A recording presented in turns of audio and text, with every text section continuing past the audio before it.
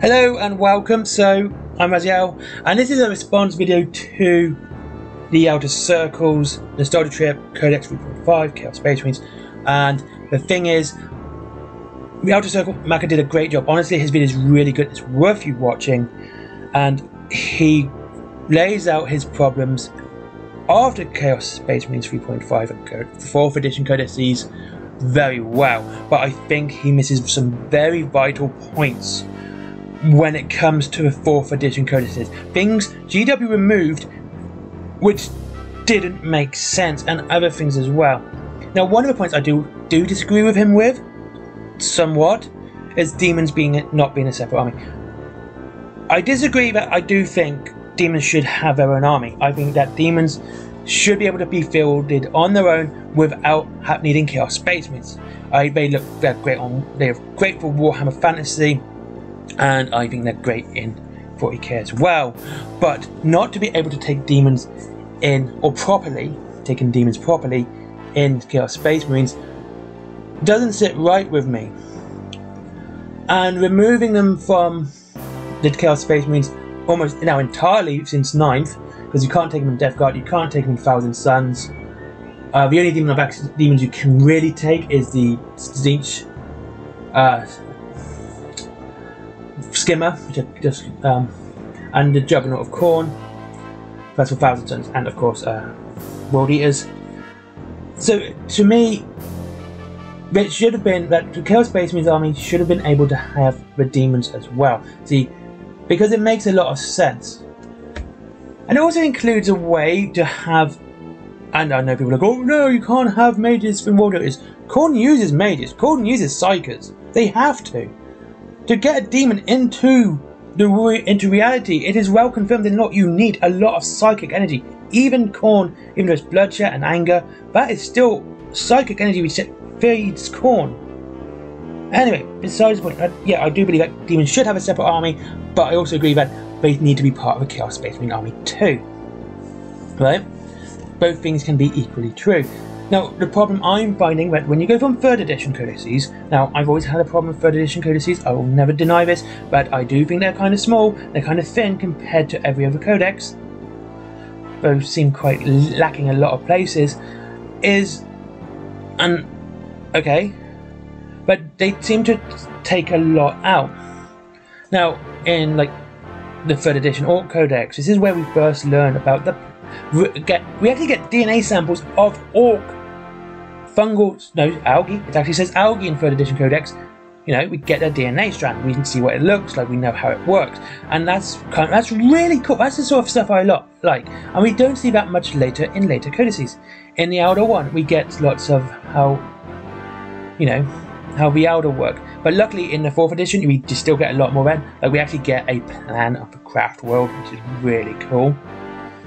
But one of the things that I would like to talk about is how the rules were changed between 3rd edition and 4th edition, and there were some really major changes. Now, I want to talk about first things first, 3rd edition Orcs and Outer. Now, in Orcs and Outer, there were a couple of characters which had never got models. Now, to me, this was always cool because it gave the army, you gave you a chance to make the army a bit more unique for yourself. It did. And in Outer Codex, you've got the guy on a jet bike, the Najibru Fireheart for Sarwin, which was absolutely cool. And for Orcs, let's just double check this one. He says, looking through the codex, Warlord Nazdreg, I think you got him, he got a model. Fatnaz Snicker, yeah, he got a model. Yeah, I think it was the only one was Nazdreg, Lord Nazdreg Udgrub. Yeah, but I believe we didn't get a model for him, but they did actually drop another one. They dropped the Captain Bladder for him, right? But having, like, you also had Iana Ariel for. Okay, I was a massive Eldar player, so I'm going to be able to quote that stuff easier by heart. Ariana Ariel, another model, never got a model, but it allowed you to make a model for your HQ, which was absolutely boss and fantastic. Now, one of the biggest changes, which honestly was just awful, and I didn't like this, was back in 3rd edition, and this is a thing that I believe Maka missed out, and I think it's something that needed to be addressed. Named characters, especially strong named characters, had point limits. You know, like in Horus Heresy now, you can't take a Primarch off the bat. You can't take a small army and go, haha, I have a small army, I'm going to take a Primarch. No. Back in 3rd edition, and I believe it was in 3.5 as well, but in like the Chaos Space Marine 3.5 as well, you couldn't take characters unless you had already got their point value army. And the thing was, the reason this worked is because you'd have some terrifically strong animals. They were just brutal. Like Eldar Ulthuan, he would wound on a 2+. Wound, didn't matter your toughness. He wounded on a 2+ and ignored armor saves. The guy was a beast. And there was no reason not to take him if he played Eldar. I didn't take him because I didn't like Ulthuan, because I was an idiot. I took James R. and Fugan. And Fugan was also another beast. But you had no choice in the matter. You had to get the points value for your army.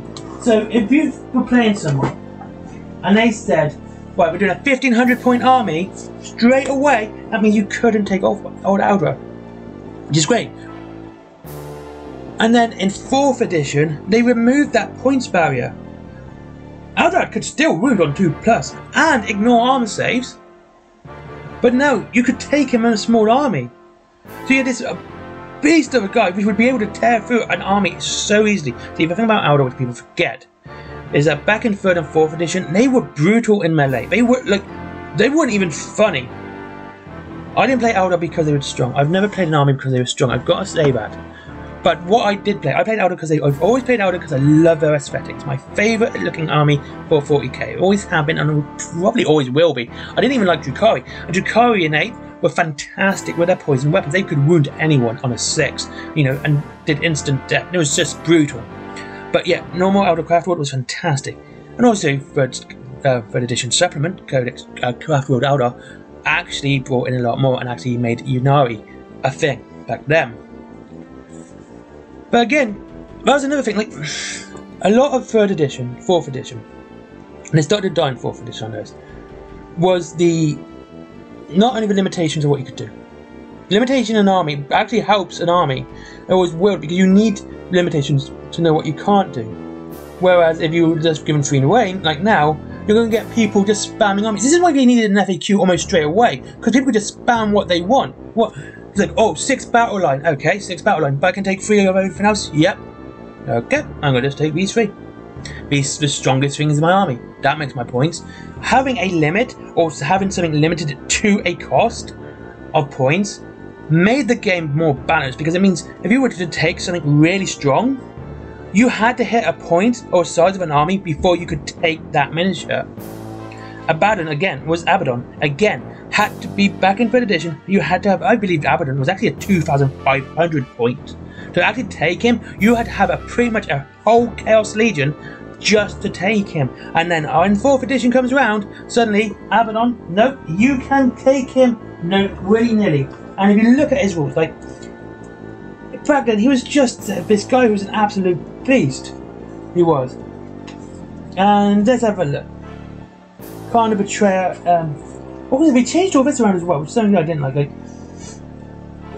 Anyway, so you had, like I said, Abaddon. Right, Khan Betrayer. Core Child. Always hits on a 2+. He's treated as power weapon, so wounds automatically. If it wounds, no armor saves allowed back then. Okay. And adds D6 to Khan's partner. Basically, well, he could go. Adds D6 to Khan's armor penetration rolls. So basically, he could go through a Land Raider. He could. A Land Raider, because you get his strength 5 plus D6, which is 11, and that was the armor toughness of a Land Raider, I believe. The rear armor of a Land Raider. And Abaddon was even worse than that. Again, he was. because he, as you believe, if I believe right, he actually not only could just absolutely brutalize anything, because, there we go, his Demon Sword Drakion, strength, it gave him a strength 8, which means he was one of the strongest characters. Absolute strongest, strength 8. He was as strong as a greater demon because of a Drakion sword, right? And that is, and he wasn't that high. He gets plus D6 attacks from demon weapon, and his mark ascendant meant he had all marks, which means his armor save was a 4+ invulnerable. It was 2+ normal, which means he could pretty much go for anything. And then if I bring his Sword Dragon into the forest, yeah, absolutely. It ignored armor save. He was tough as, it was toughness 5. He was tough as you can make him. And going from, you know, having him limited to a 2,500 point army, so you had this guy who was really powerful, and he was, to suddenly, yeah, you can just take him. Just tear away, take him. He's not that bad. Dave straight away deliberately unbalances the game. And this is where we start seeing these bad balances come in. Limiting, and I think this was not, okay, this is the thing that I think I can missed out, and I can keep going on about, is having this limit on points, on what you could take during points. Everything was limited. Everything time of HQ that was anyway super powerful was limited on points. Demons were limited on points. Like even the Avatar Kane, it was a 2,000. He was a 2,000 point limit. You had to have 2,000 points before you could take the Avatar Kane in an Avatar army. And then of course you had everything. And then what also happened in 4th edition was Apocalypse. And Apocalypse, this is when Apocalypse first came out. Apocalypse was really good, and this is when they really wanted you to build big armies. And when I mean big armies. People were taking like half chapters to games to play Apocalypse. And this is when things like the Baneblade fitted. But now you can take 3 Baneblades in a game. This is when the Baneblade, because you needed one, because it was a big monster creature, or a monster tank obviously, and that was it. So honestly, this is just like an addendum to what Michael said, and what the outside said. But what after 3rd edition, limitations started being removed. And when you start removing limitations, people are going to start doing cheats and start, you know, doing spamming ridiculous things. Right? Unless it literally says 1, you're like, yeah, I'm going to just, and I'm not talking like Howling Banshees back and forth in 3rd edition were alright, right? But again, they were high cost, right? And then back in when suddenly 4th drop, their points drop, but you had these absolutely you think orcs had a lot of rolls, right? Howling Banshees used to be with probably the first ones we go, yeah, oh, I got 10 here, that's about 40 dice rolls for hitting. Oh, yeah, we hit first, you're stunned, you're pinned, you can't strike, you know, we hit first, we ignore armor saves, and it didn't matter that we didn't automatically wound because they just had that many rolls. And people, like, I remember literally discussing with someone and said, you should take the Executioner, it's like, oh, it's stronger. I was like, why would I do that when I could get 4 more attacks? I'm just going to play with dice rolls, I'm going to do mirror swords and just have the extra attacks, and then I could just literally rip through anyone. And it really did, like, honestly, Aldor in the 4th edition was just a joke. You know, they were a joke, and they were just so ridiculously strong. Like, you had armor saves, you had almost every single unit could have had an invulnerable save for the Aldor. This is how ridiculously strong they were. And because there was no points limit on HQs, or anything to stop you, like, you took a warlock, like people, like another one was like, oh ha ha, you're taking Guardians. Yeah, I am. I'm going to put this warlock with them. Why? Now they have a 5+ invulnerable save. Oh, you look, and you put your Rangers up in behind cover. What's that? They've now got a 4+ invulnerable save. My Howling Banshees and 4+ invulnerable save. My Fire Dragons have an invulnerable save. Look, I've got invulnerable saves out with Azul here. You're not going to touch me. Because they didn't limit anything. And now they're removing even more limitations to try and make it like. And it's just, and this is what I have. So basically, I would say when 3rd and 4th, that's when it started to go wrong.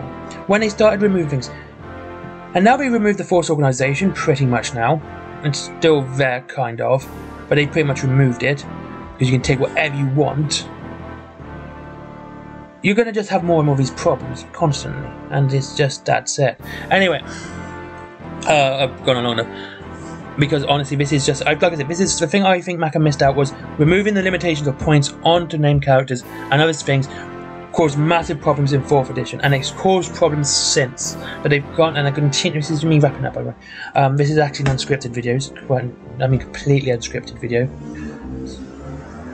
Jeez, sorry about that. Windows open. Totally unscripted, and it's this idea that having this removal of points, limiting your named characters, and limiting certain things, and having to fill out certain requirements to do certain things. Like 5 prisms were absolutely boss, absolutely brilliant, but you could only take 3. And if you took 3 prisms in an outer army, you couldn't take anything else. You couldn't take any Dark Reapers. You couldn't take any heavy weapon platforms. Like if you took 3 squads of Howling Banshees, yes, they were brutal, but you couldn't take your Howling Dragons, you couldn't take your Striking Scorpions, you could only take those 3 Howling Banshees, because you were limited to that. You didn't have this Vanguard, Spearhead and things like that, which limited you to a specific style of play, which is alright, but when you start having things like the Battalion, and ones that are even bigger, which, you're limited, but not really. And now you can just go, oh yeah, I'm going to take my battle lines is just Rangers, because they are just absolute beasts, and I can just strike you across the table now. I just don't care. But I'm going to turn off these Howling Banshees. I'm just going to take 3 squads of Howling Banshees, and that's it. Like, 3 squads. Oh yeah, I'm also taking 3 squads of Fire Dragons. Why? Because they work so well together. Yeah. Oh, what? You killed a squad of Howling Banshees? Yeah. Do you see what survived? Yeah. Obviously, smelt guns right behind them. Good luck to getting rid of those, you idiot. So yeah, I think when they started removing limitations, when they started decreasing what you couldn't do, that's when a lot of problems came about. That's when a lot of the Games Workshop problems started happening. When they start decreasing what you can't do, not what you can do. When they add more rules is a problem, always will be. But when they start taking away things you can't do, like you can't take 2 HQ. 2 HQ is a fantastic number to maintain. It is. But people want to buy big armies. Yeah, we'll let them buy big armies. That's what Apocalypse was for. But you still had this very strict force organization charge, which maintained that you had to stick to these certain rules, and that you could build more armies and then adapt it to what you needed it for, and change and alter to your style of play. But you were still limited to what you could do. You had to have up to 6 troop choices, which was brilliant. You could only have 3 HQ, 2 HQ, 3 fast attacks, 2 elites, and 3 fast attack, 3 elites, 3 heavy support, 6 troop choices, 2 HQ. Right? And that's what made 3rd edition so good. Its limitation of what you could do, and I'm actually kind of surprised Mac missed it out, because that's what made it so good. Because you was, it's all well and good knowing what you can do, but being restricted and being told what you can't do, and having to stick to a certain subset of what you can play and stuff like that, made it better. It made it better. Stricter rule control like that made it better. It means it couldn't really do a cheesy army, because if you did a cheesy army, you were going to be neglecting something important. If you were going to do cheesy Banshee army, you were going to neglect some heavy firepower. You were going to take light armor, and you were going to lose melt guns. Or striking scorpions with it, right? If you were going to just take 5 prisms, you were going to miss out on the maneuverability of a Dark Reaper or a Falcon with its transport capacity. You were restricted because it stopped you taking. It stopped the cheating. It stopped the unbalance. It stopped everything that made the things a problem. 3rd wasn't balanced. 3rd wasn't entirely balanced, because you can't really balance a game like this, they say. But it was damn close at it because of the restrictions it placed on everyone. The Imperial Guard Codex was actually one of the best because it had platoons. Now, a platoon was several units as one. You could take 10 guardsmen as a unit, but I think you could also take 3 different squads and count that as 1 troop choice. You could, which made it good. Again, Anyway, thank you very much for watching. I do apologise, I waffled on for 20 minutes, and I hope you all have a good day. I hope you like, comment, and subscribe. This was a bit of a response video to the Outer Circle Macadez creator. Go watch his video, okay? Go watch his video. I hope you have a great day, and I hope to see you all again soon. I hope I made sense. Links to Wayland Games down below, as with comics and everything else. Merchandise, Patreon, blah blah blah blah. You know the drill. Down below. As always, like I always do, don't just go to Patreon. Treat yourself to something nice. Patreon, the only thing I really do is when I make it short, you get it a couple of hours earlier, like the afternoon before it's released. Like it releases at midnight, and you get it like 6 o'clock. Anyway, thank you very much for watching. Have a great day, and I'll see you all again soon. Bye bye.